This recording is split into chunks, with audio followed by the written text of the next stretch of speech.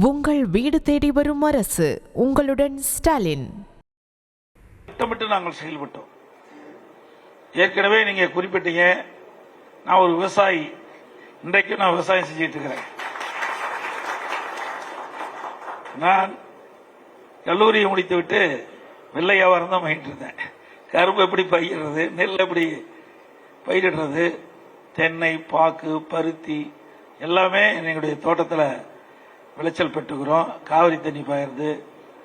அதனால எனக்கு இந்த விவசாயத்தில் மிகுந்த ஈடுபாடு உண்டு. விவசாய பணி என்பது ஒரு கடினமான பணி, அதை மறுக்கவே முடியாது. அதில் இருக்கிறவங்களுக்கு தான் அந்த கஷ்டம் தெரியும். ஏன்னா விவசாயி வெயிலையும் மழையும் இரவும் பகலும் பாராம இன்றைக்கு பணி செஞ்சாதான் நாம பயிரிடுற பயிரை விளைச்சலை பெற முடியும். நான் அந்த காலத்தில் இருக்கும் போதெல்லாம் நைட்ல தான் கரண்ட் வரும். 12 மணிக்கு மேலதான் செட்டு கிழக்கு போடுவாங்க. அப்பதான் அருகில் லைட்டை பிடிச்சிட்டு நம்ம மடம் மாதிரி தண்ணி கட்ட வேணும். கரும்பு தோட்டம் எப்படி இருக்குன்னு தெரியும்.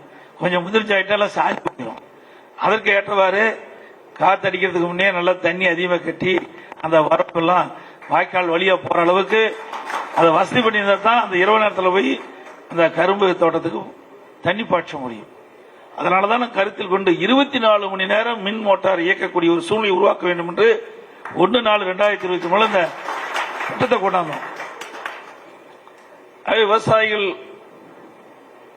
துன்பப்படக்கூடாது என்ற ஒரு அடிப்படையில் தான் நான் முதலமைச்சராக வந்தபோது எந்த நிலைமையிலும் உங்களுக்கு நல்லா தெரியும். எந்த முதலமைச்சருக்கும் அப்படிப்பட்ட ஒரு கஷ்டம் இருக்காது. கடுமையான வறட்சி, பதவி ஏற்றோன்னா வறட்சி, இது ஒரு பக்கமா. அப்புறம் பிரச்சனை சந்திக்க வேண்டியது. எப்படி பிரச்சனை சந்திச்சு உங்களுக்கு தெரியும். 6 மாசம் இருப்பாரா, 3 மாசம் இருப்பாரா, 4 மாசம் இருப்பாரா, இதை ஆட்சி காப்பாத்துறது ஒரு பக்கம் வறட்சி, ஒரு பக்கம் இப்படிப்பட்ட பிரச்சனை. இந்த இடையில கூட மக்கள் துன்பப்படாம வறட்சி நிவாரணம் கொடுத்தோம். இன்னைக்கு பாதிக்கப்பட்ட விவசாயிகளுக்கு கணக்கிட்டு இருக்கின்ற அளவுக்கு அந்த காலகட்டத்தில் 2748 கோடி வறட்சி நிவாரணம் கொடுத்தோம். அதுக்கு பார்த்தீங்கன்னா கஜா புயல், இந்த பகுதியில் வந்துட்டு போனேன், எல்லா பகுதியும் வந்துட்டு போனேன். எங்களுடைய அமைச்சர்கள் இங்கே 3 மாசம் தங்கி இங்க மின்சாரத்துறை ஊழியர் சொன்ன மாதிரி ஒரு ஆளு தண்ணிக்குள்ள போய் மின்கம்பத்தை நெட்டு அந்த கம்பியெல்லாம் இழுத்து தடைப்பட்ட மின்சாரத்தை முழுமையாக விவசாயிகளுக்கு கொடுத்தோம். டிரான்ஸ்பார்மர்லாம் போயிட்டுது, துணை மின் நிலையம் போயிட்டுது. இப்படி அந்த கஜா புயல்ல இந்த டெல்டா மாவட்டத்தை புரட்டி போட்டு போயிட்டு அந்த காலகட்டம் ஒரு டைம். அதுக்கு பிறகு கொரோனா, அது ஒரு வருஷம். ஒரு வருமானம் இல்லை, ஒரு பைசா வருமானம் அரசாங்கத்துக்கு கிடையாது. ஏன்னா தொழிற்சாலைக்கு தான் வருமானம் வரும், கடை இருந்தால் தான் ஜிஎஸ்டி வரும். இதில் பெட்ரோல் ஜிஎஸ்டி, பெட்ரோல் இருந்து நமக்கு டாக்ஸ் வரும். அப்புறம் பத்திரப்பதிவிலிருந்து வரும், ரோட் டாக்ஸ் வரும். அப்புறம் கலால் 11 மாசம் கடையை திறக்கல, ஊட்டி வச்சிட்டோம். அப்புறம் ஜிஎஸ்டி வரி. இப்படி எதிலையுமே வருவாயே கிடையாது. 40,000 கோடி கொரோனாவுக்கு செலவு. இந்த காலகட்டத்தில் கூட விவசாயிகளை பாதுகாக்க வேண்டும் என்ற அடிப்படையில் 12,110 கோடி கடனை தள்ளுபடி செஞ்சோம். மாண்பு அம்மா இருக்கின்ற பொழுது சுமார் ஒரு 5,800 கோடி கடன் தள்ளுபடி செஞ்சாங்க. ஆக எங்களுடைய நிலைமையை சொல்றேன்.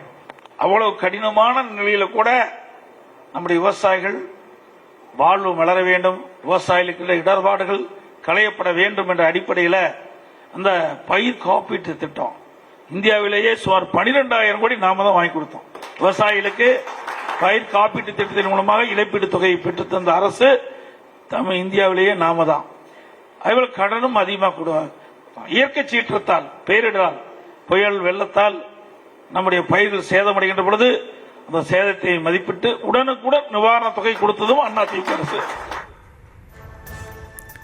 மயிலாடுதுறை வைத்தீஸ்வரன் கோவிலில் அனைத்து துறை சங்கத்தினரோடு எதிர்க்கட்சித் தலைவர் EPS கலந்துரையாடினார். அந்த காட்சிகளை பார்த்தோம். உங்கள் வீடு தேடி வரும் அரசு. உங்களுடன் ஸ்டாலின்.